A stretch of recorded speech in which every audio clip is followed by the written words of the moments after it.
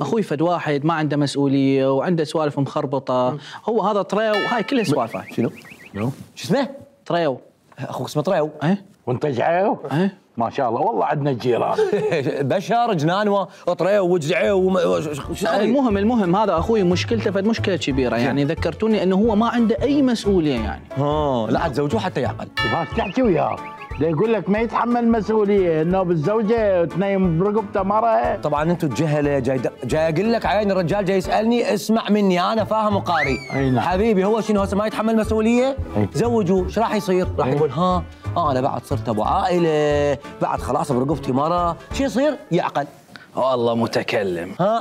شفت شلون؟ اي نعم تفضل. طبعا ايش حسب بالك؟ هو البنيه تعيش وياه، خلاص بعد شو تريد البنيه؟ ايش تخربطون انتم؟ شو جاي تخربطوا؟ احنا جاي نخربط، جاي اقول لك كلام غلط انا؟ اي طبعا انا ما دا احكي على الكلام اللي اذا تعيده وتثقل به، انا دا احكي على البنيه، هاي البنيه اللي راح تزوجوه اياه وراح تنظلم وياه اذا هو ما يتحمل مسؤوليه يا اخوي. يا بلا عاد شلون نقول وراء كل رجل عظيم امراه، شلون؟ وراء رجل عظيم مو طريو.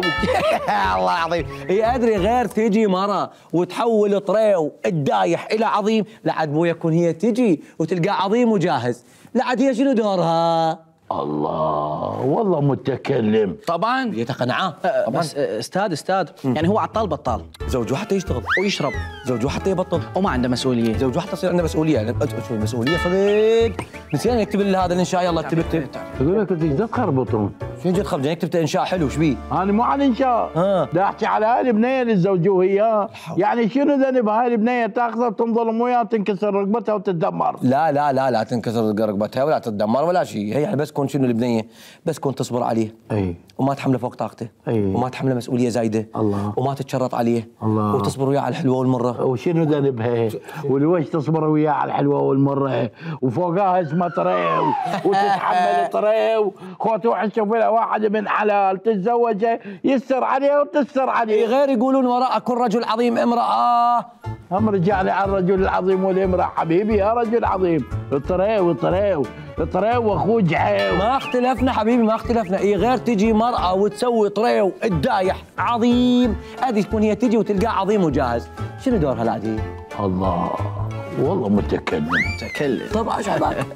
بس استاذ يعني هو مديون، زوجوه حتى يسد الدين وما يعتني بشكله، زوجوه حتى يعتني بشكله، وعنده مكسرات.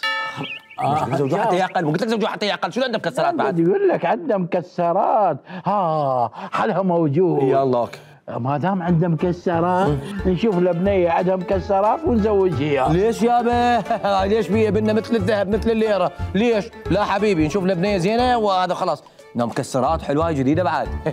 والله متكلم. طبعا متكلم. بس استاذ احنا زوجناه قبل وما عقل. قلت شيء اني زوجوه وما عقل طريو. ايه صح. ها لا الصوت بذيك البنيه. اي طب ما تحملت مسؤوليه؟ صح. مسؤوليتها شنو؟ تحول طريو الى انسان محترم. هي فشت بالاختبار. الرجال طريو ما عليه شيء ترى طريو.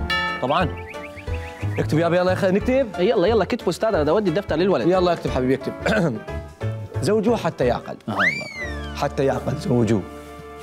والله متكلم. اغشك انا بالعافيه على طريو. طبعا.